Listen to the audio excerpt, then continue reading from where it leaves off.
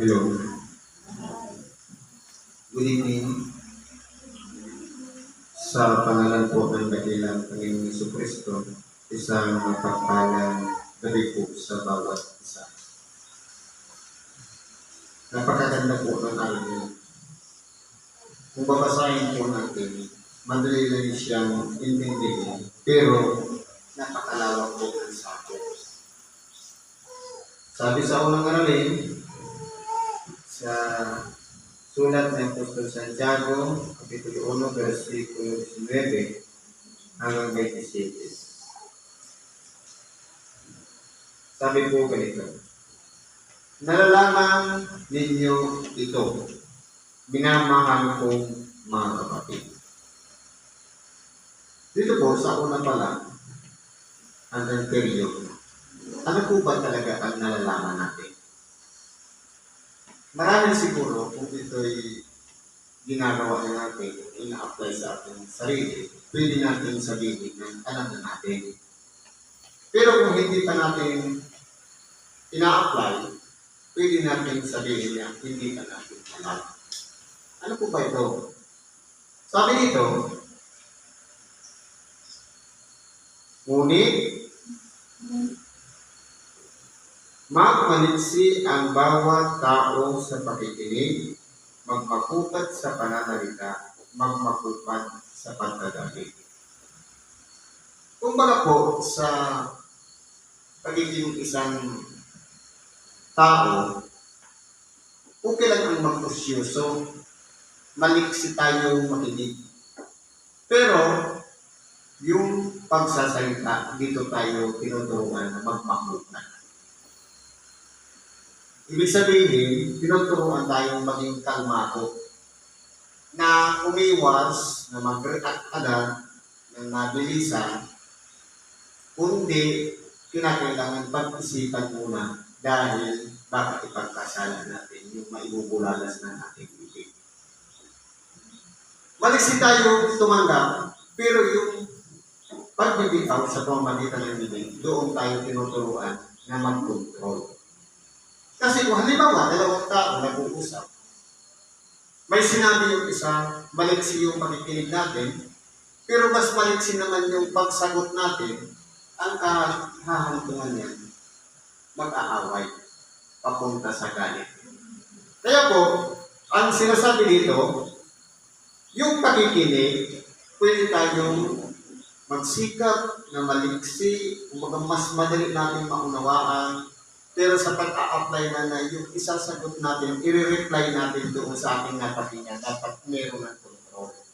Para hindi po umira yung galit na ikapapahamak din ng bawat sarili natin. Sapagkat ang galit ng tao ay hindi gumagawa ng katwiran ng Diyos. Siguro naman po, lahat tayo ay nagagalit. Pero, yung pagkukontrol po kasi ng emosyon, lalong-lalo na kapag nagagalit. Isa po yan sa pinag-aaralan. Sabi nga sa ibang bahagi ng banal na kasulatan, kung kayo'y magagalit, iwasan ninyo'y kayo'y magkasala. Kailangan palagi natin i-apply yung mga napakinggan natin aral ng salita ng Diyos, sapagkat kahit ang ating dakilang Panginoon man ay nagalit din. Nung pumasok siya doon sa templo ng Jerusalem at nasumpungan niya ang mga namamalit ng salapi, ang nangangalakal ng mga hayop at mga kalapati, na ipinagtatauban niya yung mga dulang o mga lamesa, kumbaga para siyang kumuha siya ng isang panghampas na pinagtataguyan niya lahat ng mga naroon sa loob ng Jerusalem. Nagalit po ang ating dakilang Panginoon. Sabi niya, ang bahay ng ating Ama ay tatawagin bahay panalangin, subalit ginawa ninyong yugig ng mga tulisan.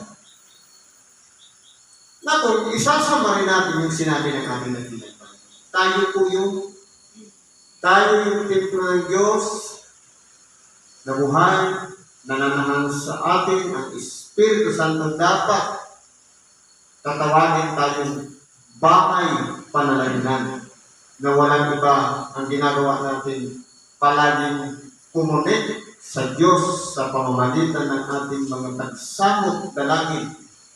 Pero ano ang nangyayari? Umiiral po ang pagiging natin tulisan. Yung panglalaman sa kapwa, yung panghihimagsik, yun po ang nakapapahama. Kaya tinuturuan tayo dito sa sitas na ito na mag-control. Binigyan tayo ng unawa para malaman natin na tayo pala may kakayahan magpigil ng ating sarili. Kasi po ang tao, mayroong sariling emosyon.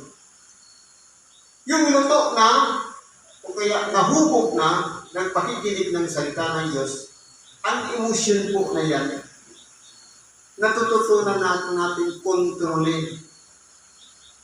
Halimbawa, yung pagkainis o pagkagalit.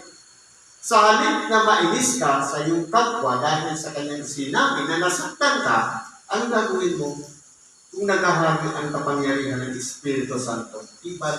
Idadalangin na lang natin yung taong nagsalita na kumbaga sa pandinig natin, hindi ka tanggap-tanggap. Sa totoo lang po, mahirap i-apply kung tayo-tayo lang.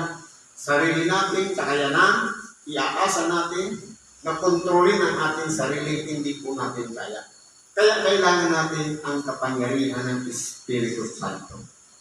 Dahil po, ang laman may kahinaan, pero ang nasa ng Espiritu, yun po ang darating sa buhay natin, yung mga milagro, mga imposible na dati hindi natin nagagawa, pero nung kasama na natin ng Espiritu Santo, parang magaan na lang ang gawin ang pagsunod sa kalooban ng Diyos.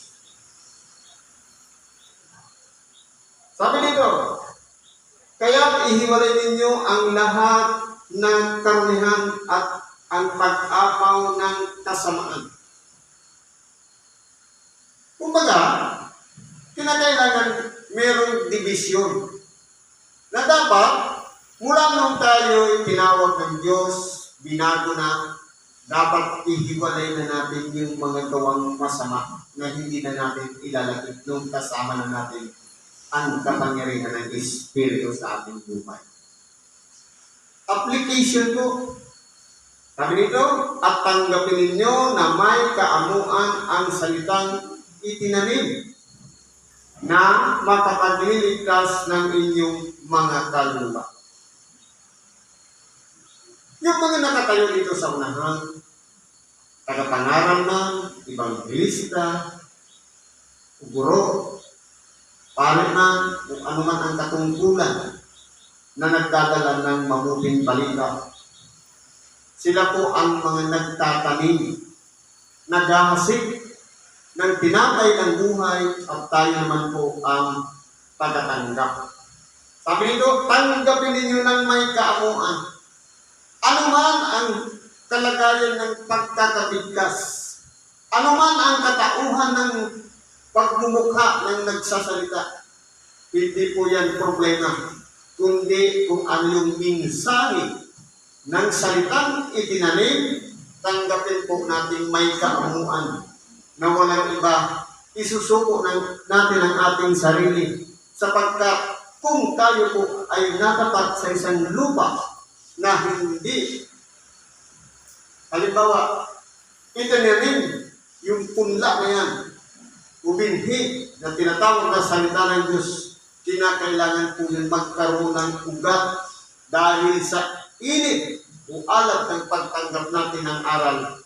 Pwede po yan sumibol at magkaroon ng kahayagan sa ating sarili ang tinatawag na salita ng Diyos.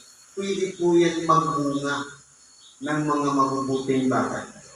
Kung karapat-dapat tayo sa lupa, na isang lupa na tinanggap ang aral at sumibol yung aral na ito.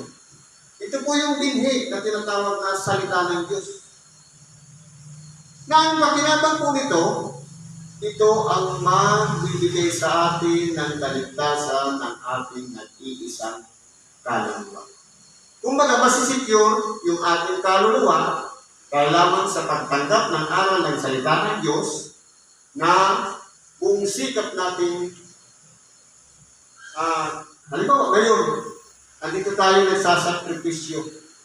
Kung may napapakinggan tayong aral at tinatanggap natin, mabalag tayo. Pero sayang, kung halimbawa, andito nga tayo, pero nakaiglit naman tayo, parang dadaan lang yung salita ng Diyos, hindi matatanggap ng ating mga kain. Sayang yung hinahanap natin na kaligtasan ng ating mga kaluluwa. Dapat maging tagatapat kayo ng salita at huwag tagapakinig lamang na inyong dinadaya ang inyong sarili. Ibig kong sabihin, anumang bagay na ating napakinggan, una-una, lalo-lalo na yung mga aral ng ating dakilang Panginoon. Pagsikapan po natin na tayo ay maging tagatupad. Dapat nahayag sa ating pagkatao, sa ating pagkabuhay, ang salitang itinanim na walang iba ang salita ng Diyos.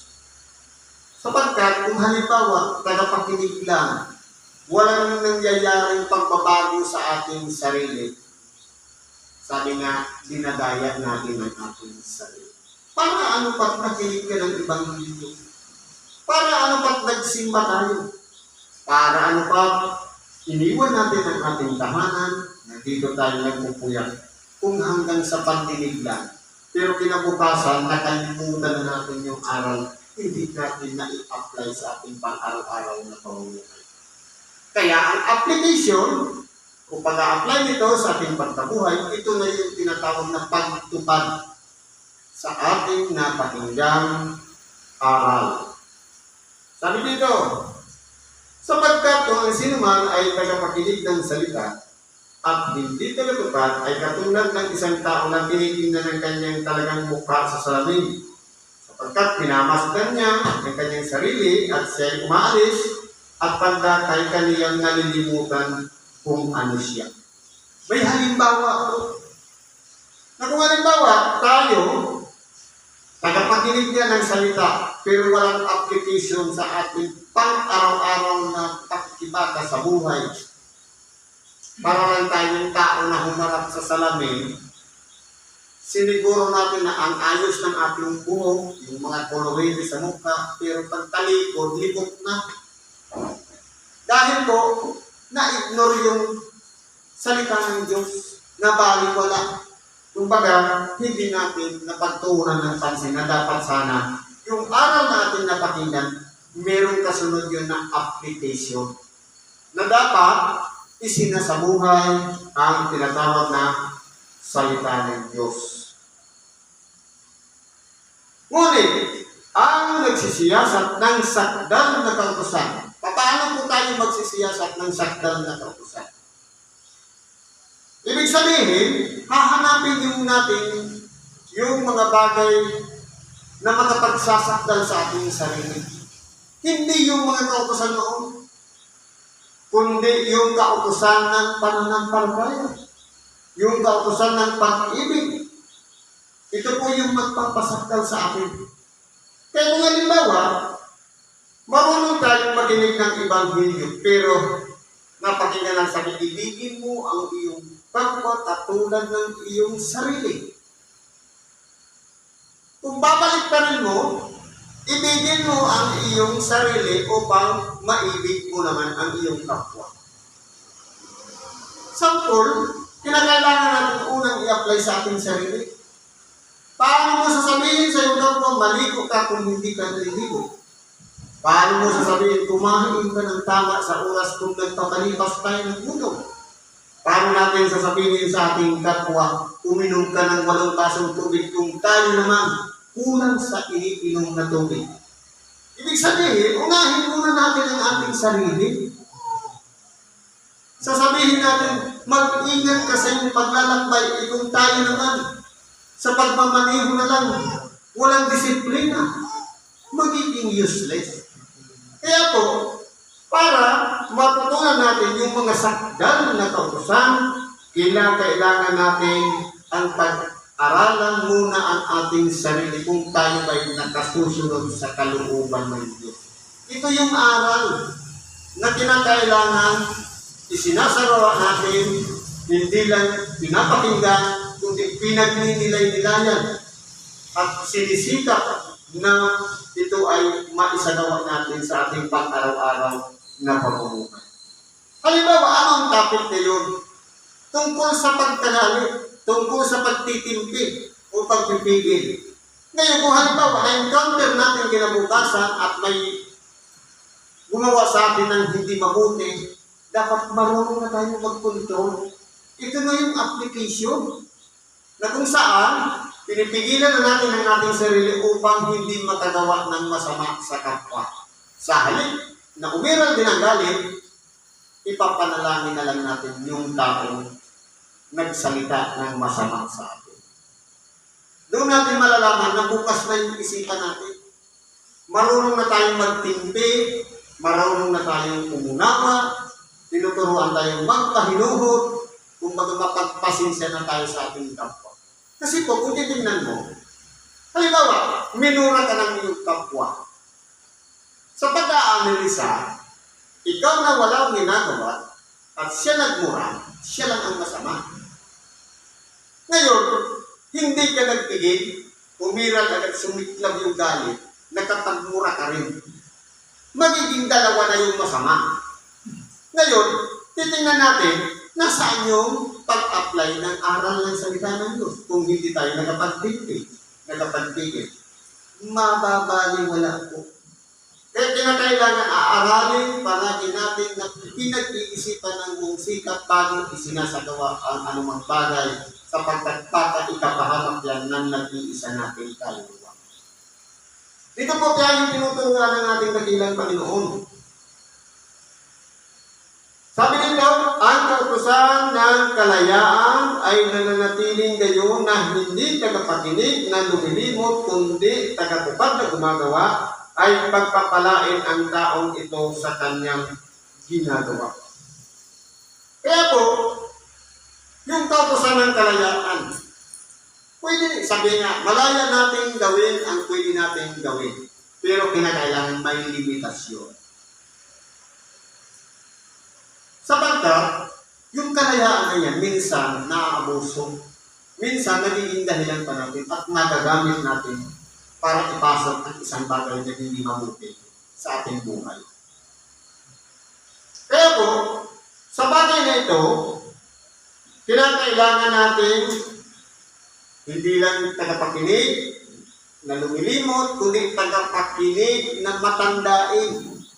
Kumbaga, sinisip natin sa ating utak ang aral na yan. Na dapat kapakinabang ang ating katawan na katulad ng isang lupa na handang tumanggap ng binhi na dapat sumibol yan at magkaroon ng halaga sa buhay natin. Yung aral na pinakinggan natin, bagamat tuwing Sabado lang tayo dumadako ng templo, pero ang importante po doon, meron tayong natutunan. Bit-bit natin pag-uwi, dapat hindi natin yan tinakalimutan sapagkat ito pong araw na ito ang makapagliligtas ng ating nag-iisang kaluluwa. Kasi po, ang galit, isang emosyon na parang response ng ating pagkatakot. Lalong-lalo na kung hindi natin gusto yung ginagawa ng ating kapwa. Pero maaralin mo, kung marunong na tayong palawagin ang ating pag-iisip pagdating sa galit, ang sarili natin, naiingatan natin na hindi tayo makagawa ng pagganti sa ating kapwa. Sapagkat alam natin na masama yun. Pero kung tayo po ay natutunan, nahubog na ng aral, magiging easy na lang ang pagsunod sa kalooban ng Diyos. Ang pagpipigil, disiplina po yan. Katulad ng pagkain, takam ka na, gusto mong kainin, pero dahil sa meron kang iniingatan na hindi ka mapahamak dahil sa pagkain, didisiplinahin natin ang ating sarili. Yan po ang importante. Sabi nito, kung ang sino man ay nag-iisip na sa relihiyoso. Relihiyoso, ito ang tawag sa mga taong merong relihiyon na kinikilala sa kanyang sarili. Na ang really, ibig sabihin yung relasyon at yung grupo ng mga mananampalataya. Na kung tayo po ay may koneksyon doon sa ating sinasampalatayan, ang tawag sa atin, relihiyoso. Kung tayo po ay tao. Ngayon, merong marang relihiyoso na hindi naman nagpapakatotoo sa kanyang sarili. Sabi dito, kung ang sino man ay nag-iisip na siya relihiyoso, samantalang hindi pinipigil ang kanyang dila. Halimbawa, nag-aayuno ka, alas 9, alas 12, alas 3. Pinagpuyatan mo. Pinabukasan, sumali ka sa usapan na walang kwenta. Hindi ka nakapagpigil ng dila. Useless yung ayuno mo nung gabi. Kasi po, sa pag-aayuno, disiplina din nyo sa sarili dahil meron tayong pinahangad, meron tayong hinihingit. Ang pagtitimpi o pagpipigil, disiplina pa rin. Kaya dapat i-combine natin yung buong 24 oras, dapat lahat nasunod natin yung ayon sa kalooban ng Diyos. Kasi kung halimbawa sabihin pa natin, gabi-gabi tayong nag-aayuno, nanalangin, nagpupuyat, pero walang kontrol ang bibig sa pagsasalita. Sabi dito, kundi dinadaya ang kanyang puso. Ang relihiyon ng taong ito ay walang kabuluhan. Magiging useless po. Dahil parang ang nangyayari niyan, gumagawa ka ng mabuti, nag-iimpok ka ng kabutihan, pero itinatapon mo rin. Kalalabasan niyan, wala kang naipon, walang naimpact, useless. Naging baliwala yung pag-iimagong natin. Kahit magpuyat pa tayo ng gabi-gabi, kung hindi na babago yung attitude o pag-uugali ng isang tao, useless po. Kahit tawagin pa tayong relihiyoso. Anong sabi dito?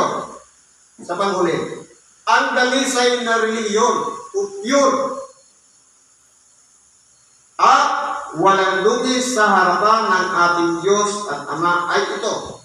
Ano po yun? Dalawin ang mga ulila at ang mga babaeng bao sa kanilang kapighatian.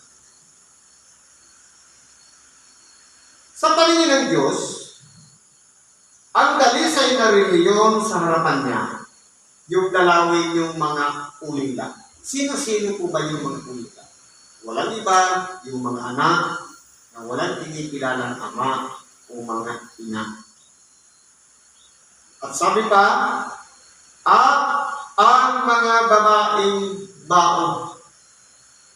Pero depende. Sabi nga, sa kanilang kapighatian. Paano kung halimbawa, dumalaw ka nga doon sa pulubi, gagamitin mo naman sa pamamalimos, pagnanagawa, magiging useless. Pumunta ka na sa bao, nililigawan mo naman, iba'y asawa ka, magiging useless pa rin. Kaya sabi dito, sa kanilang kapighatian, na kung saan, sa kanilang kalagayan na abang-aba sila at nangangailangan, dapat nandun tayo nakasuporta sa kanila. Ito yung pinaka-kahulugan ng pagdalaw sa kanilang kapighatian. Na kumbaga, yung kabigatan ng kanilang pinapasan sa araw-araw na minsan nalilipasan ng gutom, yung may bitbit na lang tayo na pagkain para sa kanila, nababawasan na yung kapighatian nila. Kumbaga naisurvive na nila yung pang-araw-araw na pamumuhay. Pero, bunga po yun ng pag-ibig. Kasi kung halimbawa, ang purpose lang naman natin makapanglaman sa kapwa, naging reliyoso na tayo, subalit ang hangarin naman makapanglaman sa kapwa, lalong-lalo na sa mga ulila at sa mga babaeng bao, useless po ang pagiging natin reliyoso. Kundi dapat tulungan natin yung mga babaeng bao dahil wala na silang inaasahan sa buhay at ganoon din yung mga ulila na wala iba, makasurvive sila. Sa kanilang dinaranas ng mga kapithatian, dapat po magtagumpay din sila. Na tayo yung magiging daan upang makamtan po nila yun. Yung pagdalaw natin, hindi lang yung dahil, kasi po ngayon, sa panahon ngayon, ang lahat ng tumutulong sa mga kapithatian ng mga babaeng bawat ulila, hindi na po umiiral ang pag-ibig. Bakit po? Lahat may documentation. Tutulong ka na lang sa nangangailangan ng tulong, may pictorial pa. Ipopost pa sa ibig. Sabi nga, kung gagawa tayo ng kabutihan sa ating kapwa, dapat ang ginagawa ng kanang kamay, hindi na malaman ng kaliwa.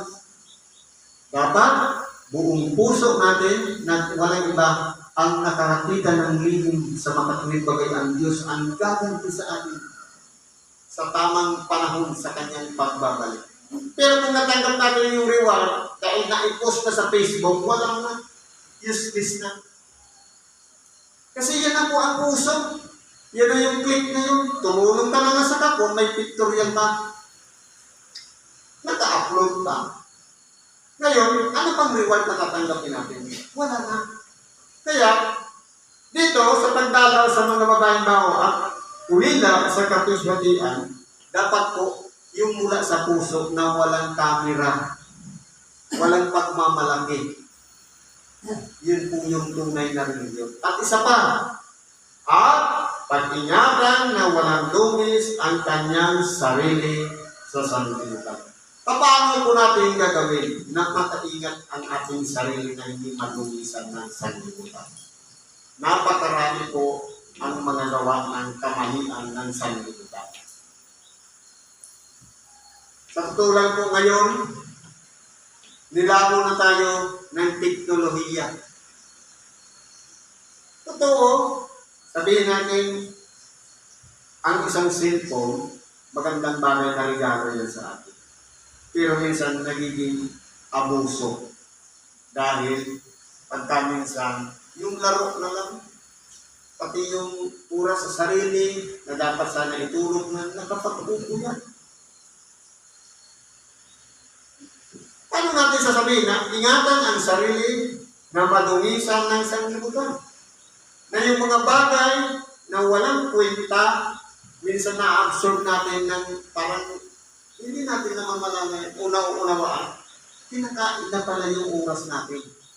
Dahil lamang sa sanglibutang o mga makasanglibutang bagay. Kaya paano po natin maiingatan yun?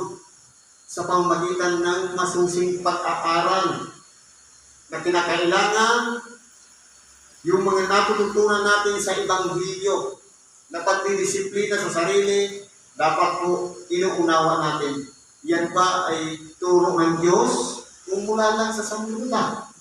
Kasi kung mula lang sa sanlibutan, napahamatan po ang kahilinatan niya.